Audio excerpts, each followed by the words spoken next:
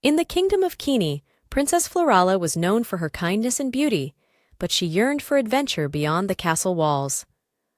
One sunny afternoon, while exploring the ancient library, she stumbled upon a dusty old chest. Inside, she found a locket, intricately designed with shimmering gems and a tiny inscription that read, "Time awaits." Curiosity piqued, Florala opened the locket, and a soft golden light enveloped her. The next moment, she found herself standing in the middle of a bustling medieval marketplace. People wore simple homespun clothes and spoke in a dialect she only half understood. As she marveled at her surroundings, a young boy, no older than 12, approached her. "Are you lost, my lady?" he asked, his eyes wide with concern. I think I am," Florala replied, still disoriented. The boy introduced himself as Louis and offered to help her. Grateful, Florala accepted, and as they walked through the market, she told Liam about the locket. His eyes lit up with excitement. "That locket is a relic of the Time Guardians. It can take you to different eras," Louis explained. "But you must be careful. The locket also attracts the attention of those who seek to misuse its power." Determined to learn more about the locket, Florala and Louis visited the wise old sorcerer, Edward, who lived at the edge of the village. Edward confirmed Louis's story and added, "The locket chooses its bearer for a reason. You must protect it and use it wisely." Before Florala could ask more questions, a loud crash echoed from the village square.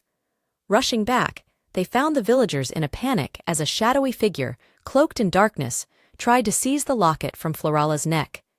The locket's power flared, and Florala, with Louis at her side, was whisked away to another time. They landed in an enchanted forest, where they met Queen Angela, a kind and powerful ruler who recognized the locket immediately. "You have been chosen, Princess Florala," Queen Angela said. "The locket's power must be protected from those who wish to alter history for their gain."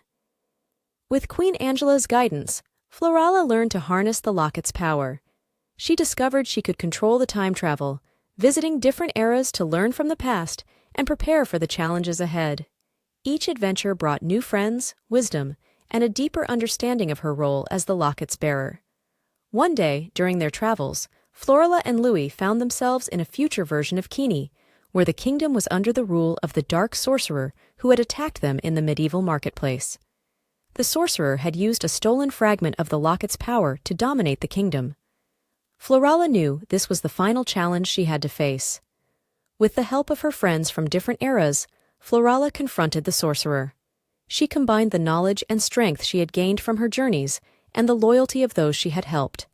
In a climactic battle, the locket's true power was unleashed, and the sorcerer was defeated, his dark magic dissolved into the ether. Returning to her own time, Florala was hailed as a hero. She had not only saved her kingdom, but had also forged unbreakable bonds across time. The locket, its purpose fulfilled, became a symbol of hope and unity, entrusted to Florala to safeguard for future generations. Princess Florala's adventures taught her that true power lies not in the locket, but in the courage, wisdom, and kindness within. And so, she ruled Kini with a just and compassionate heart, always ready for the next adventure that time might bring. In the heart of the kingdom of Zulu, Princess Anna lived a life filled with enchantment and wonder. Known for her artistic talent, she spent her days painting vivid landscapes and portraits that captured the essence of her vibrant kingdom. Yet, Anna longed for something more, a touch of magic to bring her creations to life. One crisp autumn morning, while exploring the palace gardens, Anna discovered an old hidden doorway covered in ivy. Pushing it open, she found a small, forgotten room filled with cobwebs and ancient artifacts. In the corner, on a dusty pedestal, lay a beautifully ornate paintbrush.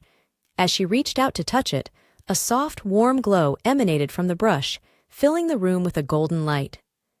Intrigued, Anna picked up the paintbrush and felt a surge of energy course through her fingers. She hurried back to her studio and decided to test its power. With a single stroke, she painted a delicate butterfly. To her astonishment, the butterfly lifted off the canvas, fluttering around the room with shimmering wings. Realizing the incredible magic she now possessed, Anna spent days and nights painting marvelous creatures and enchanting scenes. Her studio became a realm of living art, where animals roamed freely and flowers bloomed in every corner. Word of Anna's magical creations spread quickly throughout Zulu, attracting visitors from far and wide who marveled at her living masterpieces. One day, a desperate plea for help arrived from a distant village plagued by a terrible drought. The crops had withered, and the villagers were on the brink of despair. Anna, determined to use her gift for good, set out for the village with her magical paintbrush in hand. Upon arriving, Anna saw the barren fields and the weary faces of the villagers. She dipped her brush into her paints and began to create.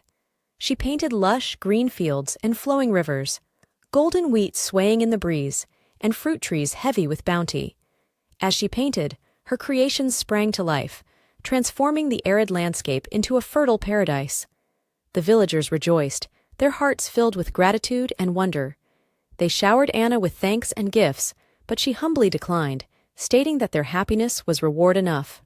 With the village revitalized, Anna returned to the palace, her heart swelling with pride and joy. However, not everyone in the kingdom of Zulu was pleased with Anna's newfound powers. A cunning and envious noble named Lord Malgorn coveted the magical paintbrush and the influence it bestowed upon Anna. He devised a plan to steal it, believing that with its magic, he could seize control of the kingdom. One night, under the cover of darkness, Lord Malgorn sneaked into Anna's studio. As he reached for the paintbrush, a soft glow filled the room, revealing Anna standing in the doorway. She had sensed his intentions and was ready to protect her gift. "Leave now, Malgorn," Anna warned, her voice steady and firm. "This paintbrush was meant for good, not for your selfish desires." Malgorn lunged at Anna, but she swiftly dodged, using the paintbrush to create a barrier of thorny vines that encircled him. Trapped and defeated, Malgorn was taken into custody and brought before the king. King Alden, Anna's father, was both proud and relieved. He praised Anna for her bravery and wisdom in safeguarding the kingdom. Malgorn was exiled, and peace was restored to Zulu. Anna continued to use the magic paintbrush to bring beauty and prosperity to her kingdom. She painted forests that expanded the woodlands, enchanted gardens that became havens for magical creatures, and murals that depicted the rich history of Zulu, ensuring it would never be forgotten.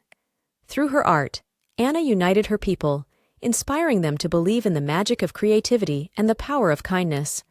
The kingdom of Zulu flourished under her gentle reign, a testament to the enduring magic of the paintbrush and the heart that wielded it. In the lush green kingdom of Kumbu, where towering trees touched the sky and rivers sparkled like diamonds, Princess Wizzy was known far and wide for her affinity with nature. Her emerald eyes seemed to reflect the vibrant forest she adored, and her laughter echoed through the woods like the sweetest birdsong. Despite her royal duties, Wizzy spent most of her time exploring the vast forests, where she felt most at home.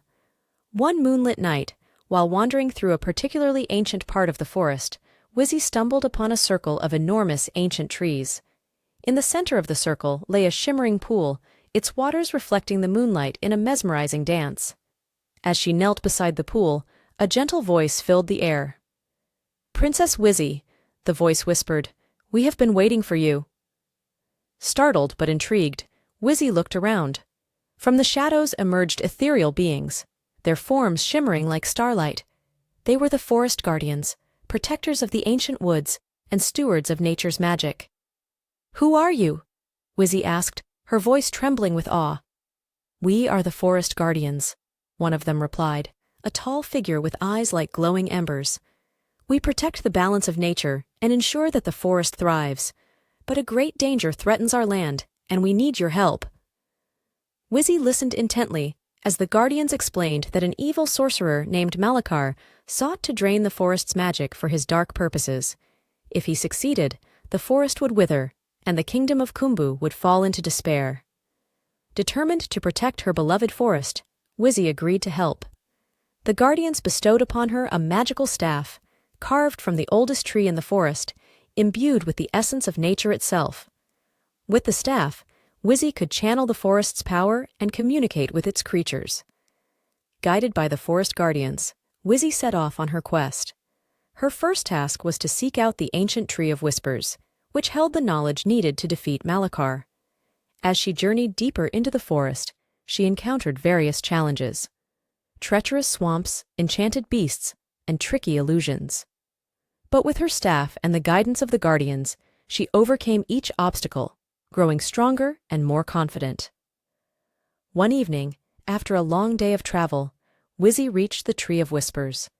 Its branches were adorned with glowing runes, and its leaves rustled with secrets of ages past. She touched the tree with her staff, and a voice resonated through her mind. "Princess Wizzy, the key to defeating Malachar lies in unity. You must rally the creatures of the forest and harness the collective strength of nature." With renewed purpose, Wizzy called upon the animals of the forest.